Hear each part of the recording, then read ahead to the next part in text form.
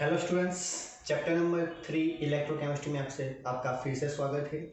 एक नए लेक्चर के साथ फिर से मैं आ गया हूँ आपके सामने। आज हम बात करेंगे ईएमएफ और पोटेंशियल डिफरेंस के बारे में।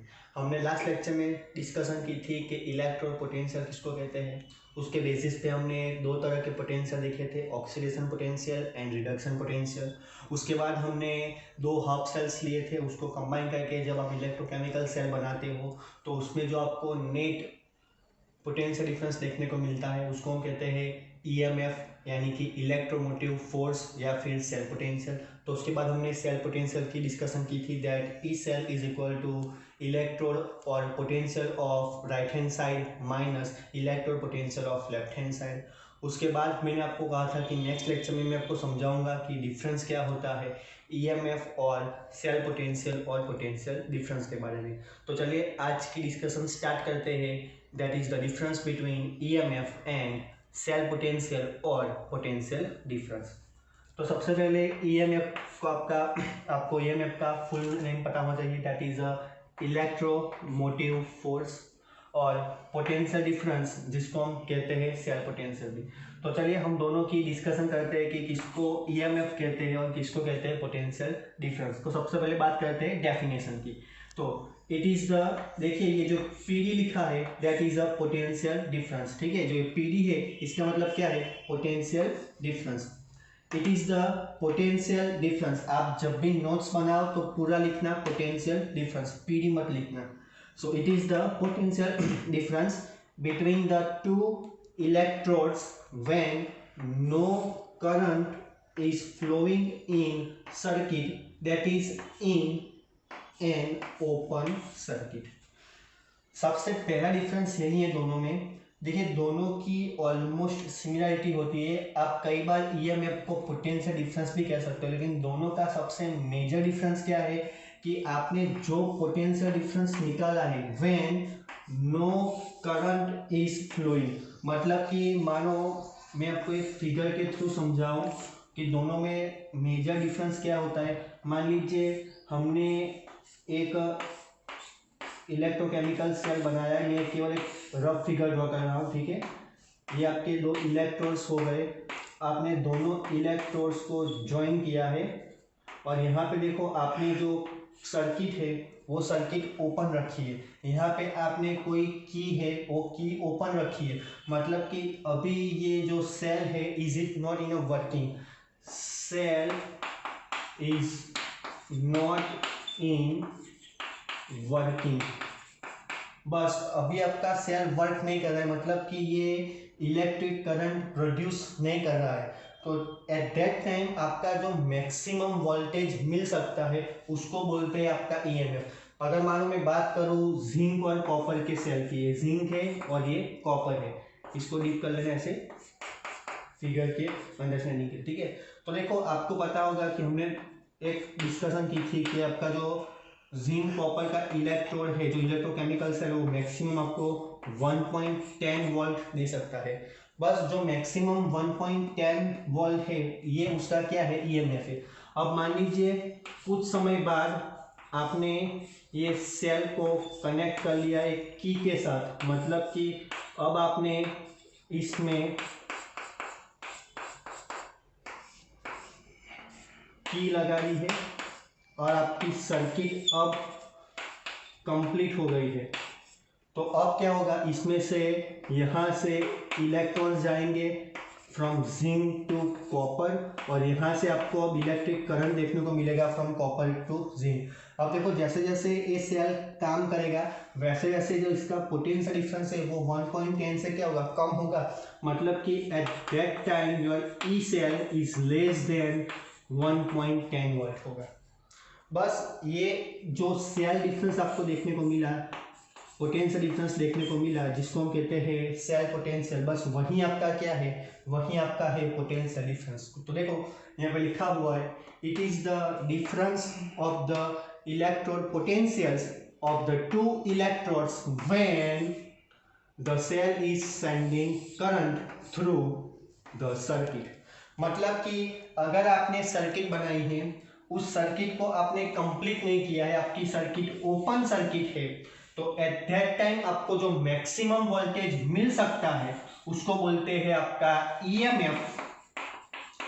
And the moment you complete the circuit and your cell start to sending the current, at that time आपको जो डिफरेंस देखने को मिलता है उसको हम कह सकते हैं पोटेंशियल डिफरेंस, या इसको आप कह सकते हो आपका ई सेल। ठीक है, देखो गाइस, आप दोनों कंडीशन से एक चीज देख सकते हो, that EMF is always greater than potential difference. मतलब कि आपका जो ईएमएफ है वो मैक्सिमम वैल्यू ऑफ वोल्टेज है कि कितना आपका इलेक्ट्रोकेमिकल सेल जनरेट कर सकता है। और जैसे जैसे वो इलेक्ट्रोकेमिकल सेल स्टार्ट करेगा वर्किंग, वैसे वैसे आपको पता है कि उसकी जो एफिशिएंसी होगी वो क्या होगी, डिक्रीज होगी। तो अब जो वोल्टेज आपको मिलेगा वो वोल्टेज कितना होगा, 1.10 से कम होगा। किसकी बात कर रहा हूँ, we are talking about zinc and copper electrochemical cell. चलो तो देखो सेकंड पॉइंट वही है, that it is the maximum voltage obtainable from the cell. तो इसका क्या आएगा, it is the less than maximum voltage obtainable from the cell, that is potential difference. इसको हाईलाइट करना, पोटेंशियल डिफरेंस और cell potential is always less than EMF. चलो अब आपने क्लास 11th में chapter number 6 and 7 equilibrium and thermodynamics में आपने एक फॉर्मूला पढ़ा था, that delta G is equal to minus N F E cell. Guys वहां पे जो आपके पास जो ई सेल था, उस ई सेल को हम क्या कहते थे, उसको हम कहते हैं पोटेंशियल डिफरेंस या सेल पोटेंशियल। बस दोनों का मतलब तो सेम ही है। अगर आपका सेल काम कर रहा है, मतलब कि सेल में से इलेक्ट्रिक करंट पास हो रहा है, तो आपका बन जाएगा वो क्या, सेल पोटेंशियल। अगर आपका सेल काम नहीं कर रहा, मतलब there is no current flowing through the circuit, मतलब कि ओपन सर्किट है, तो एट दैट टाइम आपके पास क्या मिलेगा, आपको ईएमएफ मिलेगा। और आपने वो फॉर्मूला पढ़ा होगा, that delta G is equal to minus N F E zero cell. बस गाइस इसके बेसिस पे आप डेल्टा जी को फाइंड कर सकते हो, that is your Gibbs free energy. बस इसके बेसिस पे आपको जो मिलता है उसको आप कई बार इसको रिप्लेस भी कर सकते हो as a work function W. याद कीजिए हमने दो तरह के वर्क देखे थे, एक था मैकेनिकल वर्क जिसको हम कहते थे W is equal to P D या P V, P delta V, और सेकंड था आपका इलेक्ट्रिकल वर्क। तो ये आपके पास क्या मिला, ये आपको मिला है आपका इलेक्ट्रिकल वर्क। तो आप समझ सकते हो, क्योंकि अगर आपके पास जो ई सेल है, पोटेंशियल डिफरेंस है, अगर आपका सेल काम नहीं कर रहा तो eight that time this become EMF, और ईएमएफ के बेसिस पे आपको जो वर्क मिलेगा वो वर्क कैसा होगा, मैक्सिमम होगा। तो देखो थर्ड पॉइंट वही है, that the work calculated from the EMF is maximum work obtainable from the cell। और अब आपको पता है कि आपने जैसे ही सेल स्टार्ट किया वो अब बन जाएगा आपका ई सेल, क्योंकि अब वो क्या होगा, वो पोटेंशियल डिफरेंस बन जाएगा। तो इसके बेसिस पे आपको जो वर्क मिलेगा वो वर्क कैसा होगा, लेस देन मैक्सिमम वर्क। तो देखो थर्ड पॉइंट वही कह रहा है आपको, that the work calculated from the potential difference और E cell is less than maximum work obtainable from the cell। और last point है that EMF is responsible for the flow of steady current in the cell, while potential difference is not responsible for the flow of steady current in the cell। ठीक है, तो guys ये कुछ आपके पास points of difference थे जो आपको दिखाते हैं what is the difference between EMF and potential difference. Actually ये टॉपिक आपके एनसीईआरटी की टेक्स्ट बुक में नहीं दिया है, लेकिन फॉर द एग्जाम पर्पस मैंने आपको ये टॉपिक सिखाया है, तो आप इसकी नोट्स प्रॉपर बनाना। ठीक है, चलो गाइस अब थोड़ी सी डिस्कशन करते हैं हम कल के रिगार्डिंग।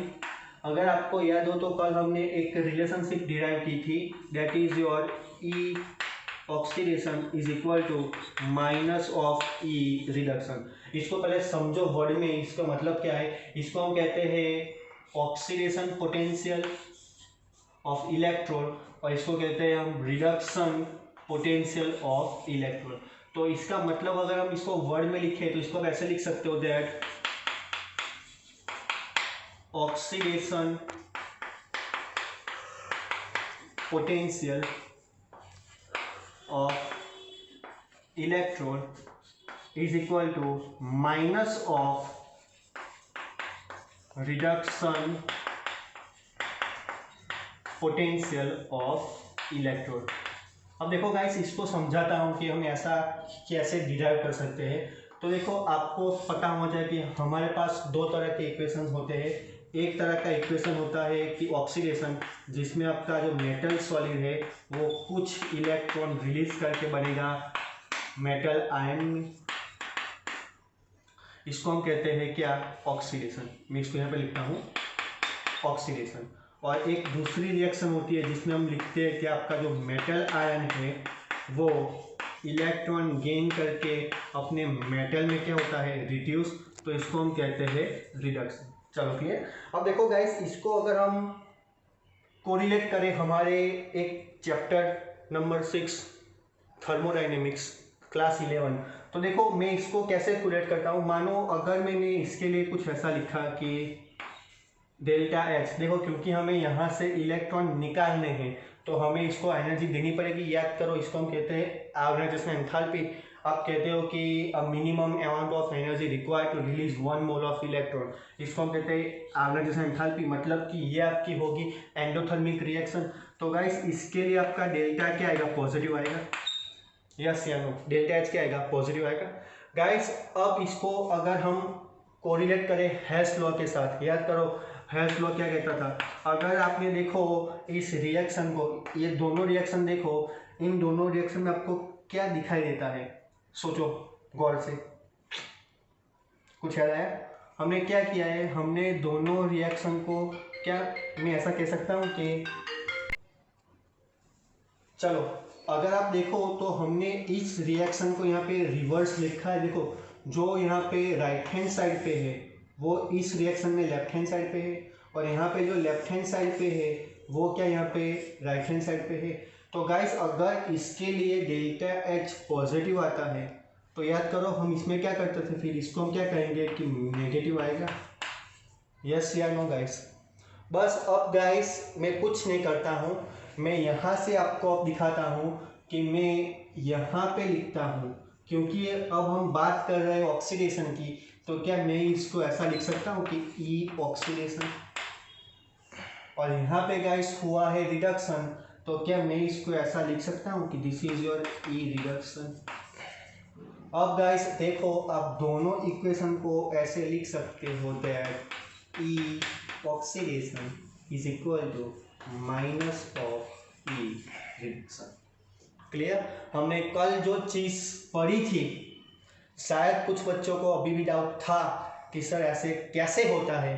तो देखो, अब मैंने आपको समझा दिया कि क्योंकि दोनों रिएक्शन एक दूसरे के रिवर्स है, इसीलिए दोनों की वैल्यू भी क्या आती है, सेम आती है। डिफरेंस क्या आता है, दोनों में रिवर्स की वजह से हम यहाँ पे साइन माइनस का इस्तेमाल करते हैं।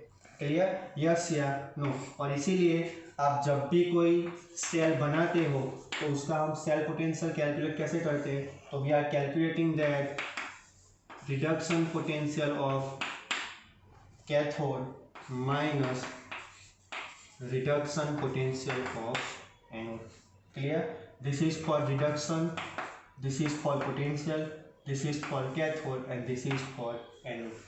क्लियर? यस या नो?